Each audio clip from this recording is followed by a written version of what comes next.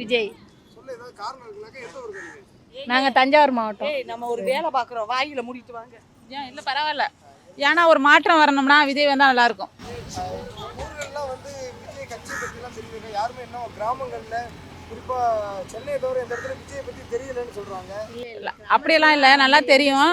ஆனால் பாமர மக்கள்லாம் வந்து என்னென்னா அது ஏடிஎம்கே டிஎம்கே அப்படிங்கிற ஒரு கான்செப்ட்லேயே மைண்டில் பதிஞ்சிருச்சு. ஆனால் இருக்கிற இளைஞர்கள்லாம் விஜய் தான் ஓட்டு போடுவாங்க. வெற்றி பெற வாய்ப்பு இருக்குமாக்கா? 90% இருக்குது. யாருக்கு வாய்ப்பு இருக்குன்னு யார் வேணாலும் சொன்னாங்க, விஜய் தான் சொல்லுவீங்களா? சீமான் இருக்காரு. இல்லை இவங்க இப்போ எல்லாருமே விஜயகாந்த் ஃபஸ்ட்டு வந்தாங்க, இப்போ அவங்களால ஒன்றும் பெருசாக சாதிக்க முடியல. சீமான் வந்தாங்க, அவரோட கருத்தை சொன்னாங்க. மக்களோட அதாவது ரீச் ஆகிருக்கிறது வந்து 2 கட்சிங்கிற மக்களோட மைண்ட்ஸ் கான்செப்ட் வந்து 2 கட்சி தான் சொல்கிறாங்க. ஒன்று ஏடிஎம்கே, ஒன்று டிஎம்கே. ஸோ அது மாதிரி இருக்கையில் வந்து எதையும் வந்து சொல்ல முடியாது. பார்க்கலாம், இருக்கலாம். இளைஞர்களோட புது ஓட்டை மட்டும்தான் பிரிக்க முடியும். அதாவது நம்ம நார்மலாக உள்ள ஓட்டை எதுவும் பண்ண முடியாது. இப்போ புது ஓட்டை மட்டும் பிரிப்பாங்க, அவ்வளோதான். அப்படியெல்லாம் கிடையாது. இளைஞர் வந்து பேரண்ட்டை வந்து புஷ் பண்ணிலாம் வந்து எதுவும் செய்ய முடியாது. கண்டிப்பாக அதுக்கு வாய்ப்புகள் கொஞ்சம் கம்மி தான். நம்ம தலைவர் விஜய் தான் வருவார். விஜய் தான். ஏன்னா அவர் சொல்ல என்னென்ன காரணம்? அவ்வளோ கோடி வருமானம் விட்டுட்டு வராருனாக்கா நல்லது செய்யணுன்ற நோக்கம் மட்டும் தானே. ஆனால் அரசியல் அனுபவம் இல்லை அப்படிங்கிறாங்களே. யாருமே ஆரம்பத்தில் வரும்போது அரசியல் அனுபவத்தோடு வரல, எல்லாம் படிப்படியாக கற்றுக்கிறவங்க தானே. இவரும் கற்றுப்பார்.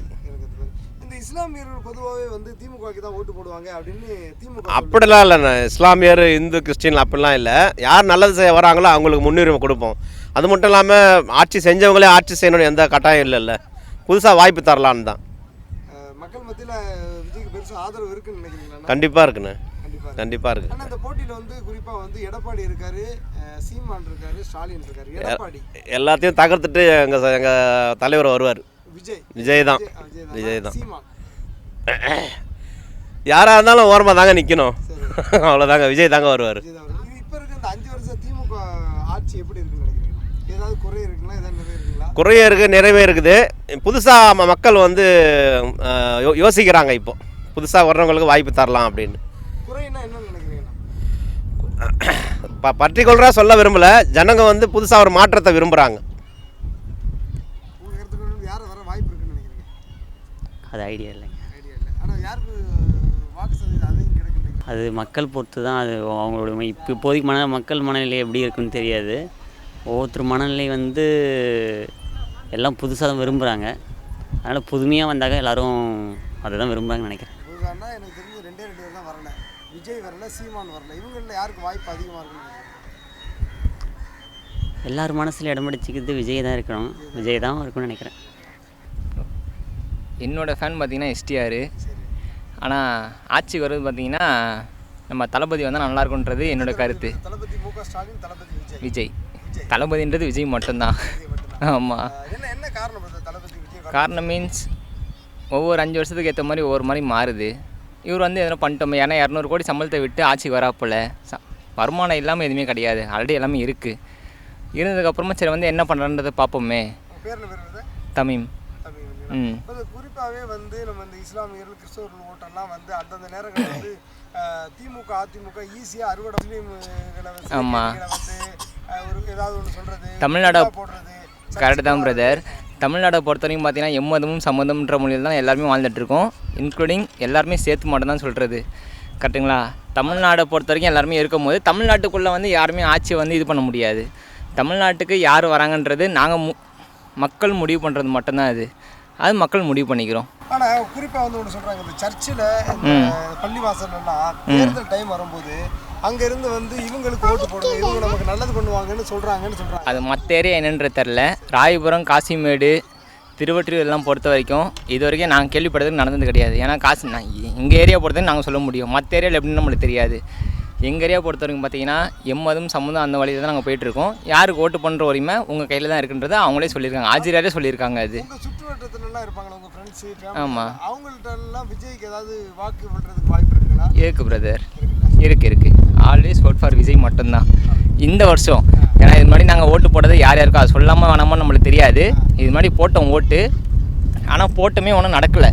இந்த வருஷம் சரி போட்டு பார்ப்போமே, புதுசாக வந்திருக்காரு, நடக்கிறது பார்ப்போம், அவ்வளோதான். ஐயோ எங்கள் பொண்ணு அவ்வளோ ஒரு ஆர்வமாக இருக்குது. அம்மா நீ டிவிக்கே தான் போடணும், டிவிக்கே தான் போடணும். நான் எல்லாருக்கும் அதை தான் நம்ம சொல்லி விடுவேன், எல்லாருக்கும் அதை தான் பச்சை குத்தி விடுவேன். நான் கையில் எழுதி விடுவேன், நீ அதுக்கு தான் போடணும், அதுக்கு தான் போடணும். ரொம்ப எங்கள் ஊர்லலாம் ரொம்ப எல்லாரும் ஆர்வமாக இருக்காங்க. நாங்கள் பட்டுக்கோட்டை. இப்போ ஊர் சைடுலாம் விஜய் தெரியவே இல்லை அப்படின்லாம் அந்த கட்சிக்காரங்களாம் சொல்கிறாங்க, அதெல்லாம் உண்மையாக்கா? அப்படியெல்லாம் இல்லை, அவர் ஒரு ரசிகர் எப்படி தெரியாமல் இருக்கும். மக்கள் மத்தியில் ஆதரவு. உங்கள் வீட்டில் எத்தனை ஓட்டு இருக்குங்களா? எங்கள் வீட்டில் நாங்கள் 3 ஓட்டு. சரி, 3 ஓட்டுமே விஜய்க்கு தான் சொல்ல முடியாது. எங்கள் வீட்டுக்காரர் ரெட்டை கட்சி, அவர் ஏடிஎம்கே. நான் போடுவேன், எங்கள் மாமியாவும் ஏடிஎம்கே. நான் போடுவேன், அவ்வளோதான். நீங்கள் யார்கிட்ட சொல்கிறீங்களா விஜய் வந்தால் நல்லது பண்ணுவார்னு, மக்கள்கிட்ட ஒரு மாற்றம் வரும் இருக்குது? அதான் சொல்கிறேன்ல, 2 பேர் வந்தாங்க, அவங்க எந்த மாற்றமும் இல்லை. அடுத்தது இவங்க வர எதிர்பார்ப்பையும் பார்ப்போமே அப்படின்ட்டு இருக்கோம். தேங்க்யூ. இவங்கெல்லாம் யாரும் ஆட்சிக்கு வந்து யாரும் எதுவும் செய்யலை. விஜய் வந்தால் நல்லா பண்ணுவாங்கன்னு ஒரு நம்பிக்கை. விஜய் வந்தால் குழந்தைங்களுக்கு பொண்ணுங்களுக்குலாம் நல்லா பாதுகாப்பாக இருக்கும். அவர் அந்த சட்டத்தை கொண்டு வருவார். ரொம்ப இதுவாக இருக்கும். வாங்க மாட்டோம். விஜய் ஆட்சிக்கு வந்து எவ்வளோ குத்தலாம் வாங்கிக்குவோம். அது கொடுக்கலாம் கூட பரவாயில்ல. இல்லை விஜய்க்கு தான் ஓட்டு. எங்கள் வீட்லேயே நான் எங்கள் பசங்களோட சேர்த்து ஒரு 5 பேர் இருக்கிறேன். எங்கள் வீட்டு ஓட்டை மீதி எங்கள் ஃபேமிலி ஓட்டெலாம் பார்த்தா ஒரு 50 ஓட்டுக்கு இருக்குது. நான் திருமாவளவன் மட்டும் தான் போனேன் ஓட்டு. எனக்கு விஜய்லாம் பிடிக்காது, ஸ்டாலின்லாம் பிடிக்காது. என்னோட கருத்து நான் சொல்கிறேன். ஆமாம், எனக்கு பிடிச்ச தலைவர் திருமாவளவன். அவர் எதில் கூட நிற்கிறேன் நான் அதுதான் ஓட்டு போடுவேன்.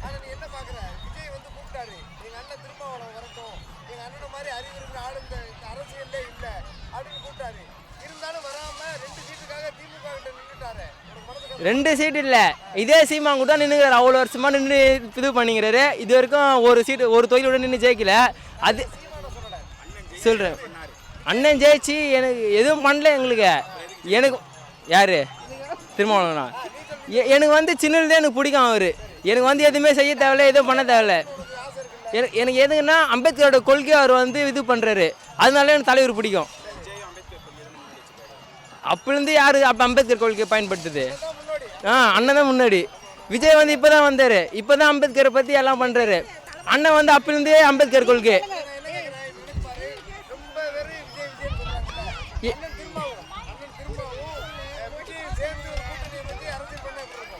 அது நல்லா தான் இருக்கும்.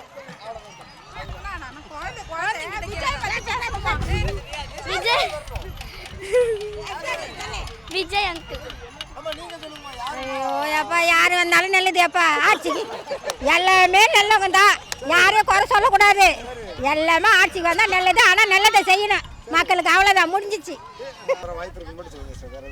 ஏடிஎம்கேல எடப்பாடி பழனிசாமி. ஏதாவது காரணம் இருக்குங்களா சார்? நீங்கள் ஒருவேளை அதிமுக காரங்கிறதுனால சொல்கிறீங்களா? இல்லை, நாங்கள் அதிமுகவில் நாங்கள் பிஎம்கேல இருக்கிறவங்க தான். நாங்கள் ஏடிஎம்கே கிடையாது. இப்போ தான் ஏடிஎம்கேவோட கூட்டணி இருக்கிறதால நாங்கள் இப்போ ஏடிஎம்கே ஒத்துக்கிறோம், அவ்வளோதான். ஒத்துக்கிறீங்க. ஒருவேளை ஐயா ராமதாஸ் டிஎம்கேட போய் சேர்ந்துட்டு என்ன பண்ணுவாங்க?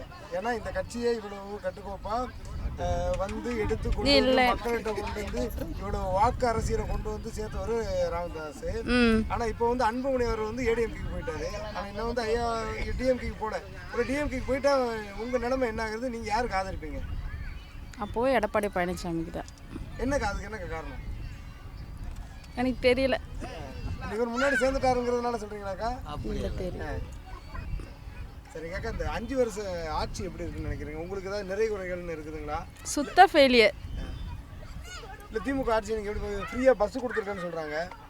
பெண்களுக்கு மாதம் 1000 ரூபா கொடுக்குறாங்க. அதை வச்சு என்ன பண்ண முடியும்? வேறு ஒன்றும் பண்ண முடியாது. கரண்ட்டு பில்லு எக்ஸ்ட்ரா ஆகிடுச்சு, மளிகை சாமான் எக்ஸ்ட்ரா ஆகிடுச்சு. எல்லாத்துலேயுமே அவர் காஸ்ட்டை இழுத்துக்கிட்டு நம்மளுக்கு அந்த காஸ்ட்டு ஃப்ரீயாக கொடுக்குற மாதிரி கொடுக்குறாரு. வேறு ஒன்றும் இல்லையே. மற்றபடி நிறைகள் ஏதாவது பார்க்குறீங்களாக்கா? குறைகள் மட்டும் சொல்கிறீங்க? நிறைகள்ன்ற மாதிரி எதுவும் இல்லை.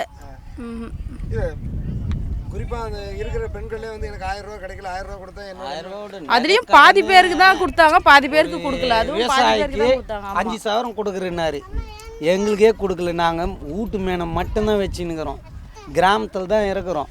அது அவள் தான் 10,000 வச்சுன்னுக்கிறவங்களுக்கு இல்லைன்ட்டு கேன்சல் பண்ணி விட்டார். 5,000 தான் வைப்பாங்க. நான் ஒரு கஷ்டப்படுறேன். ஒரு பயிருக்கு வைக்கிறதுனா கூட எக்ஸ்ட்ரா கொஞ்சம் வைப்போம். வச்சுட்டு சுத்தமாக இடத்துக்கே இல்லாத நிலம் இருக்கிறவங்களுக்கு கொடுக்காத பாருங்க. நிலம் இல்லாதவங்களுக்கே கொடுக்கலையே